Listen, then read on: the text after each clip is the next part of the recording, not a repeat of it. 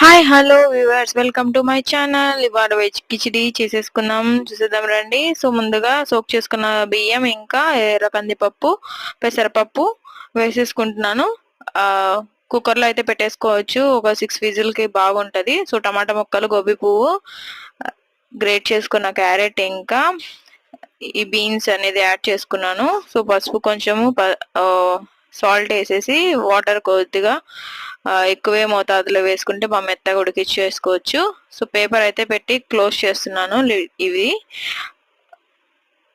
ఎలా అంటే ఇలా విజిల్ వచ్చినప్పుడు చాలా పొంగిపోతుంది కదా, ఈ టిప్ అయితే హెల్ప్ఫుల్ అవుతుందండి.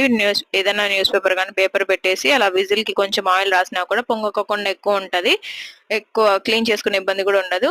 సో మెత్తగా అయితే ఉడికిపోయింది. సో మా బాబుకైతే నేను పక్కన తీసి పెట్టేస్తున్నాను.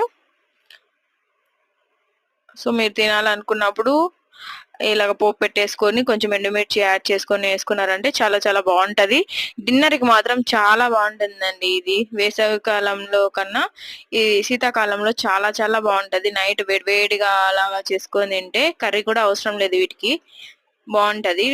ఈ రెసిపీ మీకు నచ్చినట్లయితే తప్పకుండా షేర్ చేయండి, కామెంట్ చేయండి, subscribe my channel. Thanks for watching.